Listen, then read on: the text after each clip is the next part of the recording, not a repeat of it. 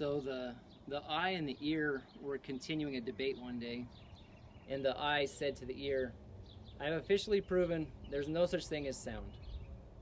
And the ear said, "Let me try to put it into terms that you can understand. You know when there's a speaker and I say that there's sound coming from the speaker? Certainly you've seen how the speaker moves.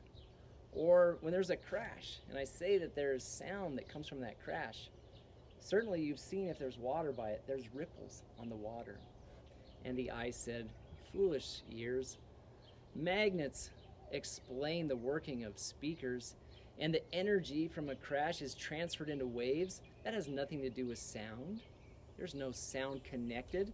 Look, we have formed the finest microscopes and the best telescopes, and we have searched far and near, and we have proven there is no such thing as sound." And hate to bring you into it, Mr. Nose, but there's no such thing as smell either. And so, in this goofy little story, I want to draw an analogy of what we can do sometimes as people. Sometimes as people, rather than just saying, you know, my view and my understanding is limited, and I only see and understand a small part of reality, we can make it to become, my view and what I see and understand is all that is real. And this has happened a little bit in science. For centuries, science has been able to observe and quantify the physical world, and in doing so has pointed thousands of people toward a greater existence of God.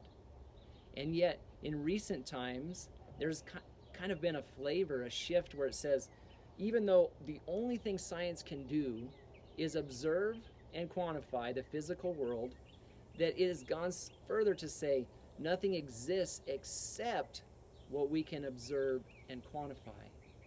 But how can something that can only observe and quantify the physical world have anything to say about the spiritual world? And God has revealed himself in other ways. Certainly he's revealed himself through the physical world, through the expressions that he's created and that have pointed us toward him, and also even through just our own consciousness that points to the greater existence of God. And then he's revealed himself to people. And some of that is recorded in the Bible, and we have this revelation. But there's a couple ways we can approach it. One is to approach it in that proud place that says, well, if you show me enough evidence, maybe I will be kind enough to put my faith in you. And the other is this humble place that says, if you're really there, God, I belong to you, and it is right for me to follow you. And I was challenged years ago when I was first coming to faith to approach God in that way. And I found, as I approached God in that way, to say, God, if you're really there, show yourself to me. Not so I can judge it, not so I can be over you and decide, but because I belong to you, and I will follow you. And so, the amazing thing is that God opposes the proud, but he gives grace or kindness to the humble.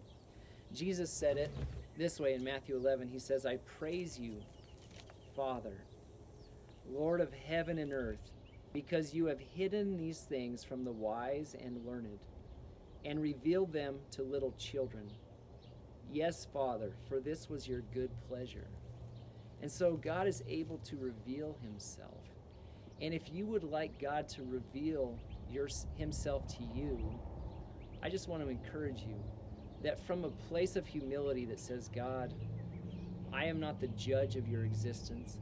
If you are there, I am yours. I belong to you. I accept the revelation that is around me.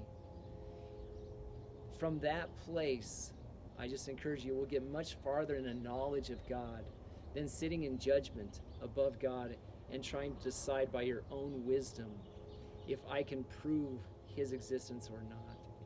Because God wants to reveal himself, and he will reveal himself to us as we are humble.